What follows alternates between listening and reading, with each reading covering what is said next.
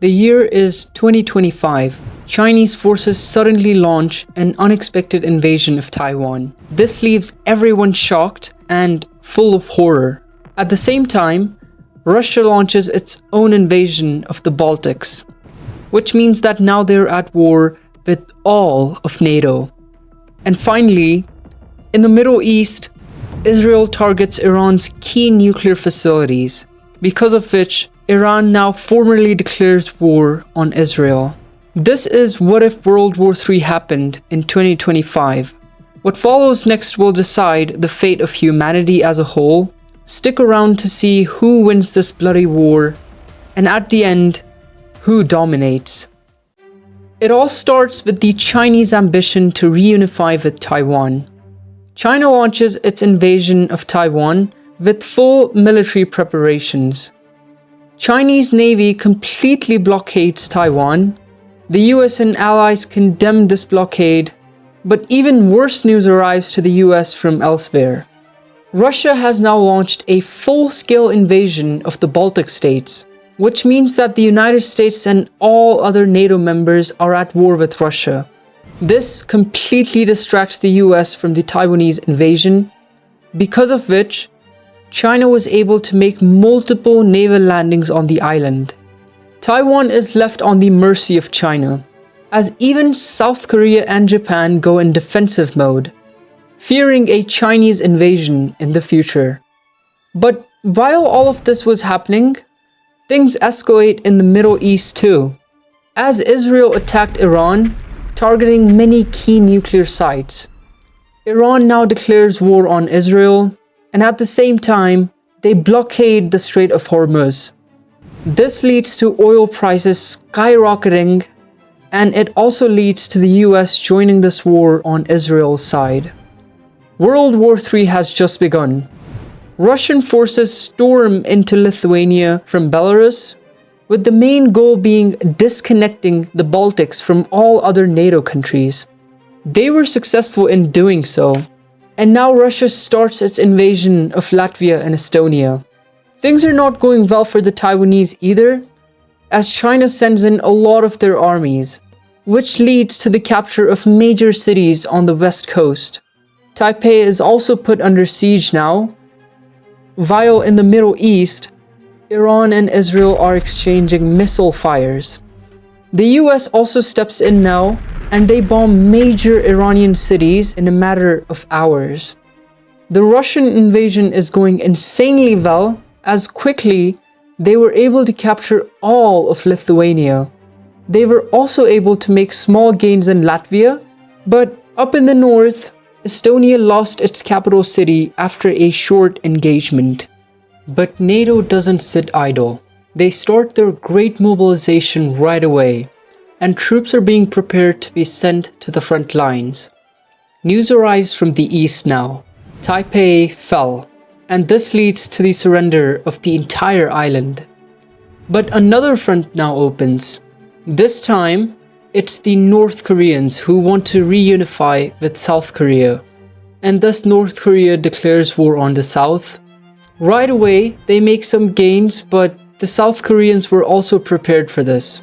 North Koreans have direct support from the Chinese, because of which Japan also joins this war. At this point in the World War, Russia, China, Iran, and North Korea come together. They now form their own alliance. This is to counter the United States and other NATO members, of course. And because of this, the Russians were able to supply Iran with a lot of their weapons directly. On the Russian front lines, a lot of progress was made. All of the Baltic nations were taken out, and now Russia focuses most of its troops on the border with Poland. But by this time, the NATO forces are also present on the Polish border. There is a stalemate for right now, but it would be broken eventually. In the east, the Chinese and the North Koreans were able to make significant progress in South Korea. This is happening because of the diversion Russia made for the US and allies in Europe. Now with even more Chinese troops coming in, and a lot of aerial bombings happening, the South Koreans have lost all hope. as even Japan was not able to help them out. The South Koreans are pushed all the way down, and a few months later, South Korea is completely wiped from the map. But Japan is secure, for now. Now going back to the Russian front lines, where for now the Russians are somehow winning the war, striking deep into Poland and pushing back the NATO armies. Up in the north, they open a new front. They also start to invade Finland, but not in a crazy way. And finally, the Russians during this time were able to make a lot of progress in Ukraine as well. Cities like Kharkiv, Sumy, and Poltava are now under Russian control. In the Middle East, the United States Navy finally arrives at the Strait of Hormuz, and the blockade made by the Iranians is lifted.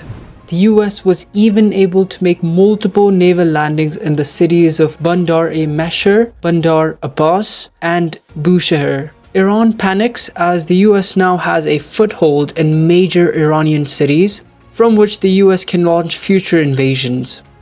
The Chinese show no interest in invading Japan for now. Instead, they are more concerned about their ally, Iran, directly getting invaded by the US forces.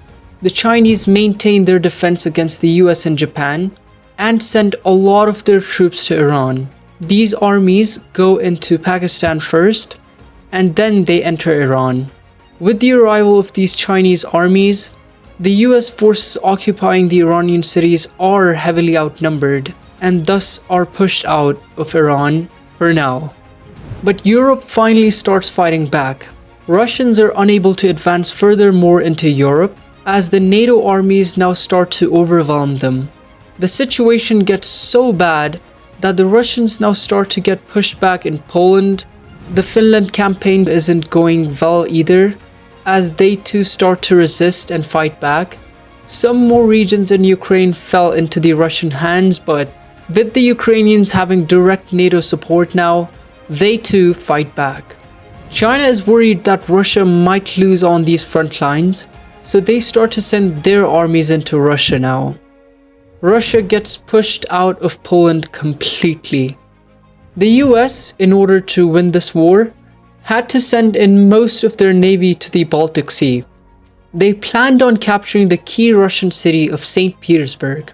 This turned out to be a disastrous idea, as the US had severely underestimated the Chinese naval capabilities.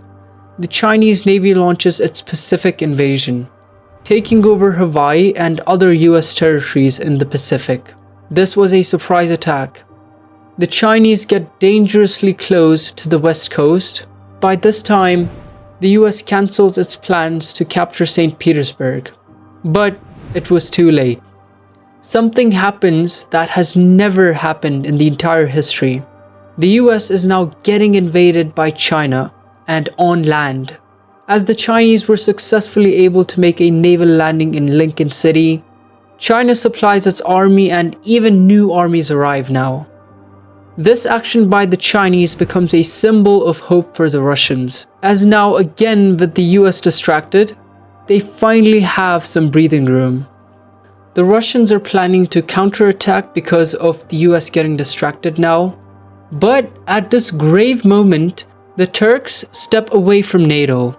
They were promised territories in the Balkans if they would help the Russians and the Chinese win this war. And this will be it for our today's video. In our next video, we'll see if NATO would be able to fight back. We may also see potential countries joining this global conflict. But make sure you are subscribed to see that, and thank you for watching.